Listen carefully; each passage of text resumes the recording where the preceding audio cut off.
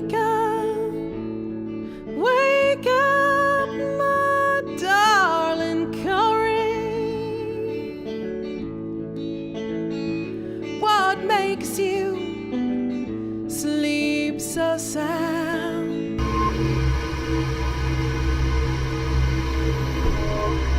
Everyone to make Mary Shelley's story come alive for me, because her book, About the Vision Story, is a handbook for how to make a monster.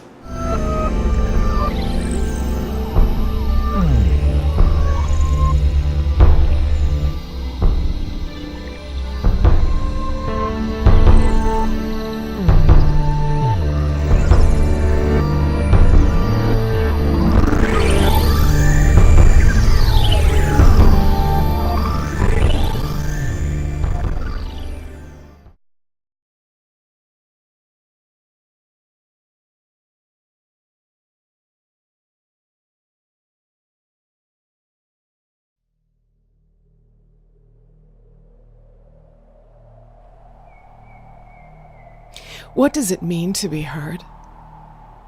What does it mean to be part of a group? Who makes decisions? How did certain people receive the power to lead? Is leadership a shared opportunity? Could it be?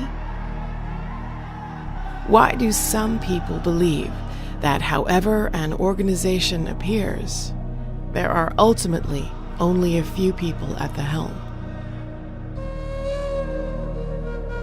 This summer I was tasked to participate in council.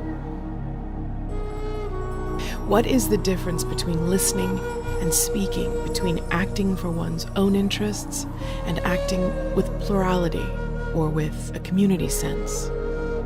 Is an egalitarian circle merely ceremonial when it comes to actual decisions?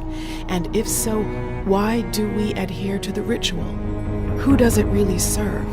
If we understand that circle egalitarian meetings are not the seat of actual community power, why do people in power and people who are not in power engage in them? Is the circle a way of playing the game? Do people engage in council because it makes them feel like they're part of something, as if their voice matters? Does it harken back to the games of childhood? Is this role-playing important? Who is it important for?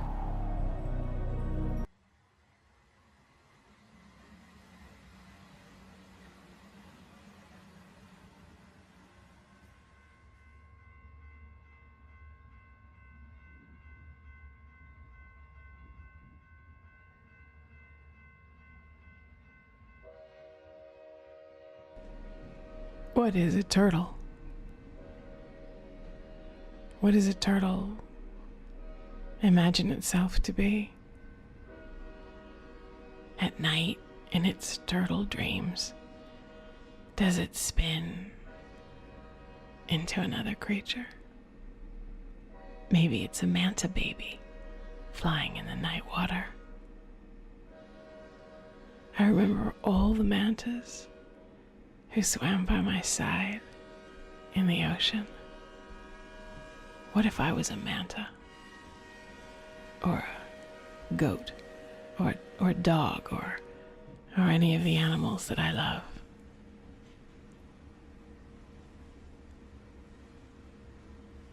Or a dragon? Or a wolf? What is a wolf? I remember the black horse in the ocean. I held its back as it tore across the sands. We rode. I almost feel like I'm riding still.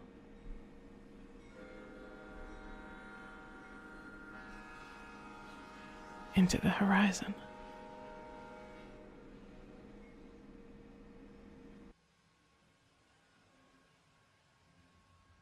Sing in me, O Muse, the story of wily Odysseus, and his 10-year return from Troy. Singing me of Los Angeles, a city of islands, neighborhoods of monsters. I will get us home. We will see our loved ones again. The buses and the sea monsters, the giants and the Humvees. They should fear us. We will not be novice cyclists. We will not be eaten alive. We will not be eaten alive. Well, some of us will. Before we begin our journey, brave sailors, let us make a sacrifice for luck and to appease the gods! A sacrifice! Rise! Sing me, oh muse, sing. Rise! Sing me, oh muse, sing. Oh God, we make a sacrificial offering to you. Lead us on our journey. But where is the offering? You were supposed to get the offering. Where are you supposed to find a sacrificial cow in L.A.? Guys, don't worry about it. I stopped by Whole Foods on the way here and I picked up this KO. No! We have to make an offering.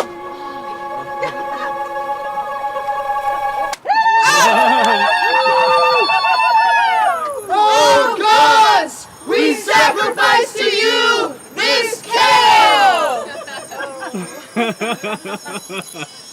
Now, be courageous, my valiant sailors. I will guide you on this journey.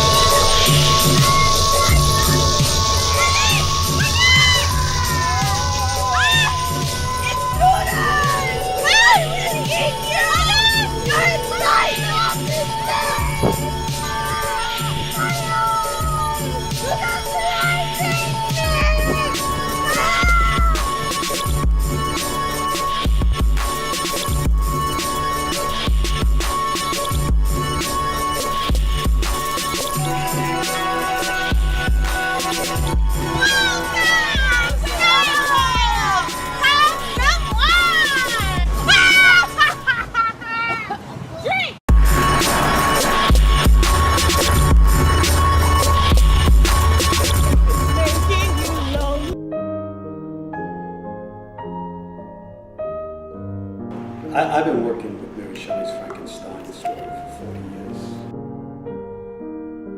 Most of my life, in terms of what I write and the workshops I do, have to do with the body.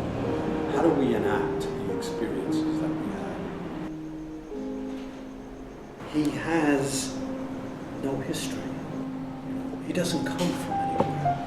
And therefore, if you don't come from anywhere, you don't know how to go to what's calling you forth. So in that sense, he's an orphan who has never been a child.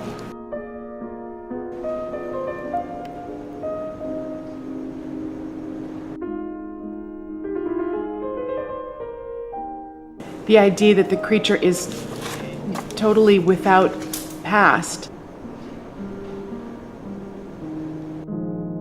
Because he was not formed from nothing, right? Like Adam or something, but he was actually formed from other people. The creature is not really orphaned down to the genetic level, that he's really a part of the problem and maybe of the solution. Because he's the embodiment of all the dreams that went into the creatures that made up his arms and legs and eyes. I guess that's up to you guys because you know how to stage this. I'm excited by all the possibilities. It makes me wonder then about what does the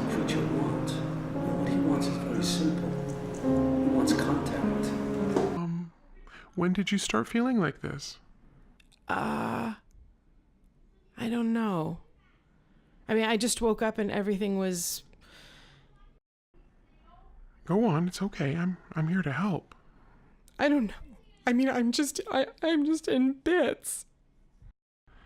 Have you recently been through a divorce or a job loss? A death in your family or illness? Something maybe you perceive as a failure or setback? Okay. What is going on? I don't know. You tell me. I'm cold. Okay, let's try this. What's your employment history? I don't remember. Have you ever been married? Ever been arrested? Where do you live? What are your arrangements? Do you live alone or with some family? Or do you live on the street? Do you want to know what I think?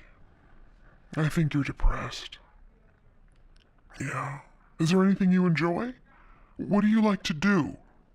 I like spicy food. Huh. Do you think maybe you're Italian? I don't feel Italian. Maybe Mexican? You're not Mexican. How do you know?